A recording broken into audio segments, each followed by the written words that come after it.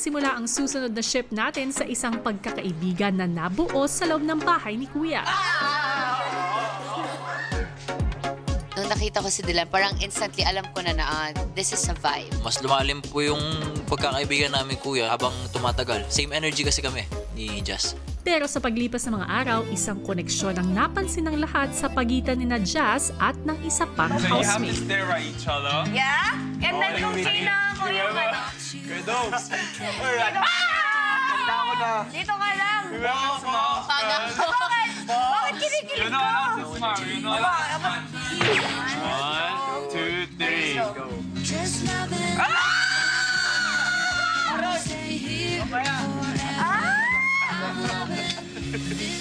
Kasabay ng kilig na dala ng tuksuhan ni na JM at Jazz, lalong naging malapit na magkaibigan si na JM at Fiang.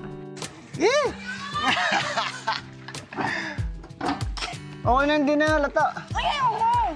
Okay na yan. Ayitin mo na lang. At sa pagdating ng weekly task na kailangan pumili ang boys ng makakapare sa buong linggo, nauna si JM sa pagpili. Makakalang kawala. Ikaw naman magkakabit to eh. At si Dylan ang pumili sa kaibigang si Jazz. At wala sa position. Ito yung practice natin. Habang magkadikit ang mga partner sa bawat pagsubok ni Kuya, mas lalong nabuo ang kanilang mga samahan. Maya, pilo at ilagay sa daliti mo.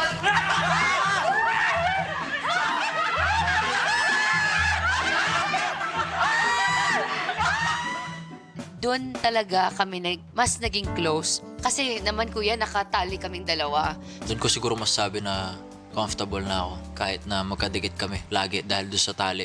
So very tropa. Parang wala na akong iisipin, Kuya, pag nandyan din naman si Dylan. Nakita agad ni JM ang pagtibay ng samahan ni na Jazz at Dylan. Pag nakaupo ba tayo? Ganun ka nga. Nagkaganyan ba tayo pag nakaupo? Hindi.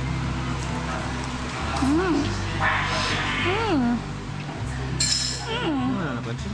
Ano pa yun? Wala nang interaction. Umiiwas na rin ako. At saka, siyempre, kaibigan ko din naman si Dylan.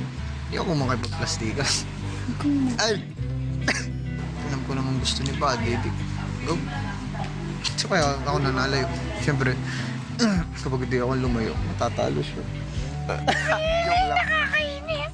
There was something na nung pair up na task, na doon ako parang, bakit hindi ako pinapansin na tong taong to? Yun, so parang, anong pang nangyayari dito? Nagbahagi na ng saloobin si Jazz sa mga girls. Kasi si JM, feeling ko also, hindi ko pa siya gano'ng kakilala niya deeper level. Kasi nga inaasar.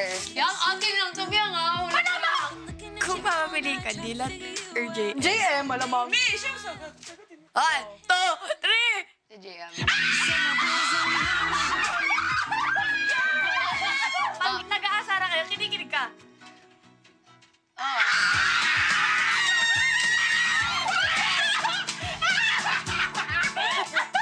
So, namimiss mo na siyang kaasaran.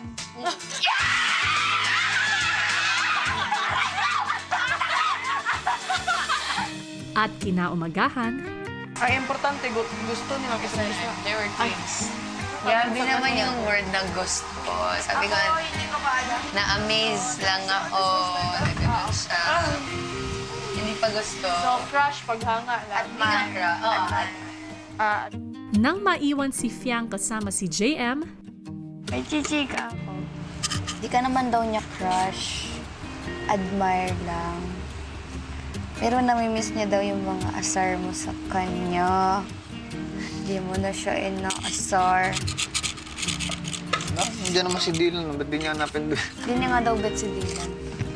Tinanong ko nga, kung pipili ka, si JM o si Dylan? Si JM. Napapansin niya, sabi niya kasi. Iinis na ako, yung 1 week na niya ako hindi pinapansin. Sabi? Ah, Langit siya, mukhang lupa ako. So, isip ko din naman si Dylan. Hindi mo nakangal.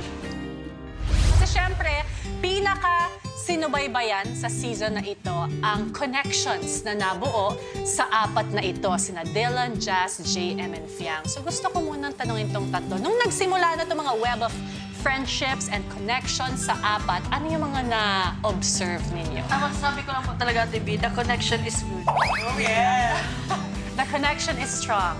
Strong. Good. Confirmed. Oh, eto na. Sasalang sa ating hot seat. Jazz and Dylan. Ang Jazzy. Yes. Yan na yan, oo! Yes. Sila ngayon ang nasa spicy. Hi. Kamusta kayong dalawa? Okay naman po, Ate B. Okay lang, we're good friends. Ang tipid ng sagot. Ay, ano mo ba? Hindi, kasi inside the house, naging sandalan ko din si Dylan as tropa. And then I think outside also, because of all the noise, Dylan was one of the few people also na kasi galing siya sa loob. And then parang, he was one of the people who I asked, is everything genuine? Regarding whatever happened inside. Oh, re-rewind tayo bago ng mga moments na yon. Tropa, best friend, inside the house. Pero ikaw, Dylan, anong masabi mo nung time na yon? Tropa ba talaga? Or parang may spark ng something little more?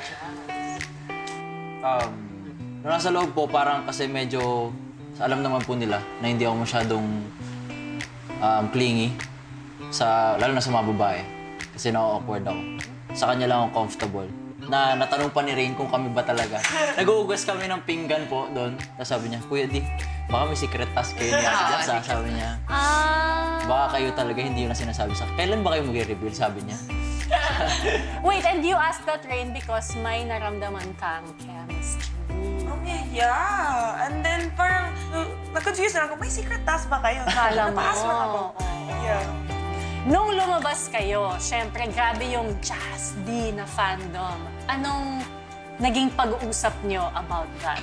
Noong naibig po kasi ako, ang sumalubong sa akin sa labas, mga Jazz D. Tapos nagugulat ako. Ayun, parang yung mga fans na yun, naging pamilya na din sa amin. Daming pinaranas na first time, mga billboard, ganyan. Ano ba pinag-usapan? Hindi ko alam. Lumabas ako, same thing. Just D din yung Actually, nasa Jasmine yung narinig ko. And paglabas ko, gulat ako na, hala, bakit mukha namin yun ni Dylan? Kasi, as in like, I didn't expect anything. Kasi nga very tropa, wala talagang as in. I mean, I'm grateful for the support, syempre, pero nagulat lang talaga.